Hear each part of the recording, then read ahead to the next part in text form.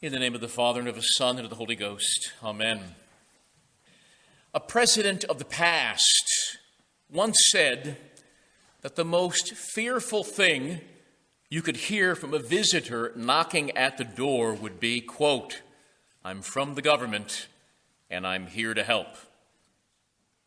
But for a Catholic, the most fearful thing that one could hear, especially from a priest or a bishop visiting at our own door, would be, "Follow me, join me. I'm here to save the church. I'm here to save the church." What hubris! Christ is the Savior of Holy Church, and you, dear Bishop and Father, are not He. Our church is the perfect bride of Christ. She's our Holy Mother. She is sinless, immaculate. She is saved by Christ. In these difficult times, when the very faith is questioned, in these difficult times where the ancient liturgy, the old sacramental rituals of Rome are under assault, and they are, people are susceptible to hearing that voice and following a renegade shepherd. Follow me. I'll save the church. Before our bishop visited us, when he came on January 30th, I provided you in the bulletin some quotations from the great St. Ignatius of Antioch. He was a bishop and martyr who literally knew St. John the Evangelist and apostle. He knew other apostles as well. He was ordained by St. Polycarp. And yes, it is said, at least small T tradition, that St. Ignatius of Antioch was one of the little children that our Lord said, "Come to me, little children," that he held St. Ignatius perhaps in his very arms as a little baby. Who was St. Ignatius of Antioch? Certainly a martyr, a glorious martyr, who went all the way to Rome to face the lions, the wild beasts, and to be devoured for his faith. And he longed for that martyrdom. He longed to die for Christ and for the holy Catholic faith, which is the only faith that can please God and can save men. I'm going to read you one quotation from his writings. He wrote many letters along the way as he was going to his death. He was happy. He was telling his people, "Don't interfere. Allow me to die."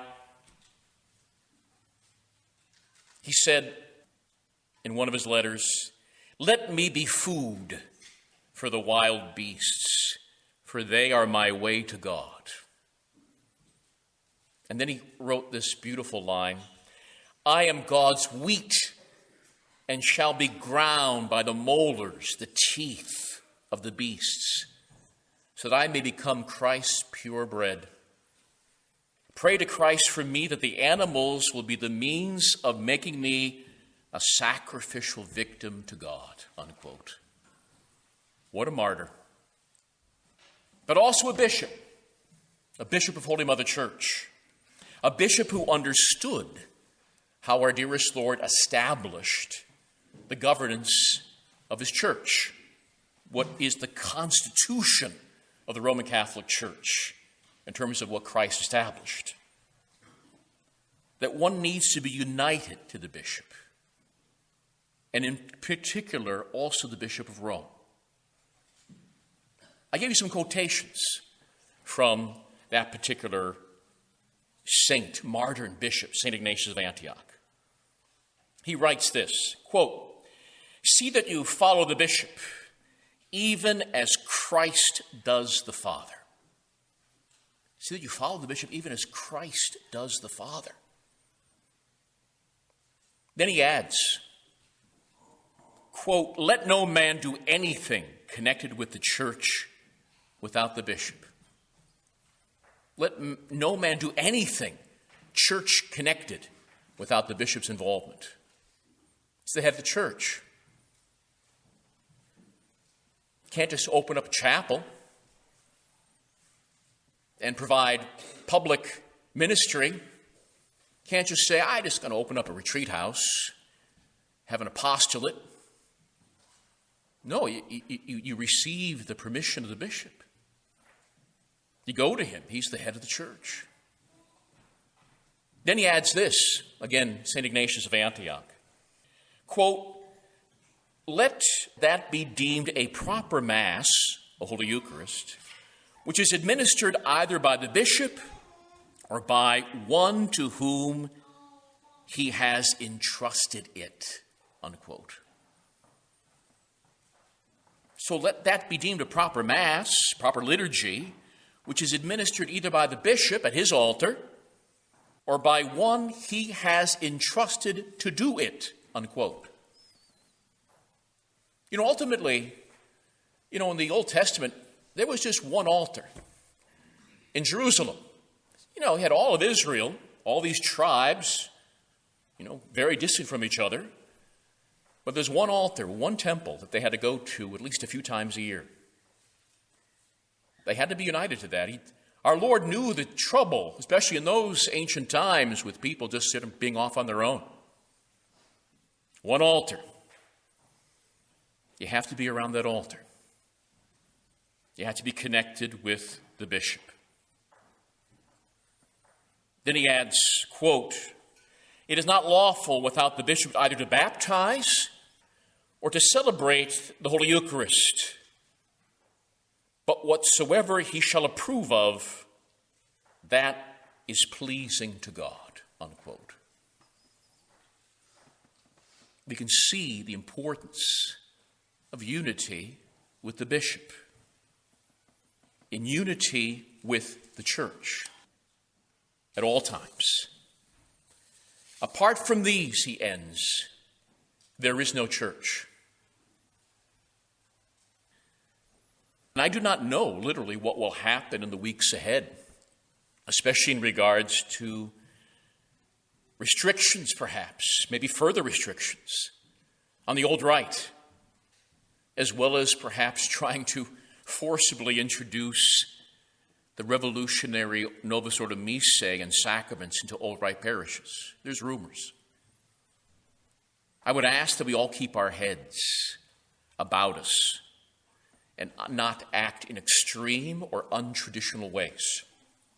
It is not traditional to be disconnected from the bishop. That's not tradition. At least not according to St. Ignatius, who knew the apostles.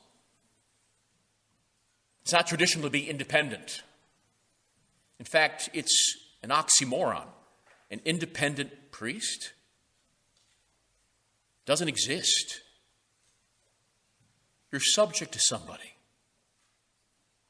It's not traditional to be a raging maverick who claims that we should follow him because he will save the church. I'm your only hope. Run from such a priest.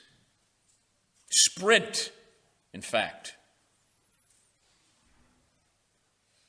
And for those who might say to you, we got it great over here. The rulings and governance of the Holy Father doesn't mean a thing to us. We ignore it. That the motu proprio doesn't apply to us. They are rejecting the cross. As we've said hundreds of times to you, if you can't be suppressed, if you can't be punished, if you can't be restricted, if you can't be limited by the church, you're not really part of the church. I mentioned Padre Pio to you before. 10 years suspended from public masses. Padre Pio, stigmatist, a walking crucifix, falsely accused by a local ordinary, his bishop. 10 years without public mass, 10 years without public confessions. And after it was all over, he said, even when the church scourges, she's still our mother. We will be tested in the weeks to come, in the months to come, even in the years to come. Remember From the Scriptures, we have that number given by our Lord in regards to the reign of the Antichrist.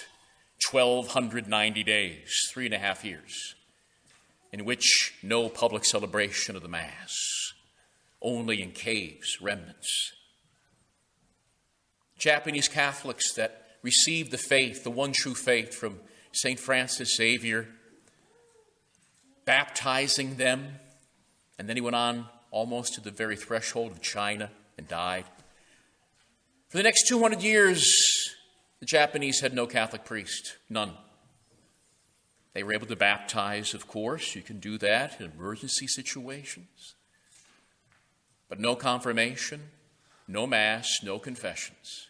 And yet when eventually a priest came to that shore and they were told that priests would come and they would be wearing black cassocks and they would be under the Holy See and that they would bring you the faith and the sacraments. And when that initial group of priests came finally and met the Japanese who had the faith, they all made the sign of the cross in front of their priests. They still had the faith. They survived. And God will bring good from all evil. That's why he allows evil. He allows evil to bring good from it. The attempted suppression, and it can't be done. They tried it before. The attempted suppression and abrogation of the old rite is a sign of desperation. Please see it in that light. It's a sign of desperation on the part of modernists. They are desperate. They're circling the wagons. They're doing everything to protect their empire. They have sought to destroy the church, and they're beginning to face the heat. Chickens are coming home to roost for all their mismanagement, for the debacle that they have caused. Thank you for depleting and having a hemorrhaging of membership of the church. The second largest religious group in this country is former Catholics. Thank you for what you've done. Appreciate it. This assault on tradition had to happen. It had to. And it's for a reason. The ancient rituals and the ancient faith must experience a crucifixion, a death, seemingly, in order that a glorious resurrection might come. Because Christ and Baal cannot coexist. That's why we should thank the Holy Father. It's two different ways of praying, and it's two different ways of believing. They can't coexist. Tradition and modernism cannot coexist. And we are at war. And those who stay at the foot of the cross, next to the church in all of her seeming weakness, those who cling to the church in her passion, they are the ones who will win this war. In the name of the Father, Son, and the Holy Ghost. Amen.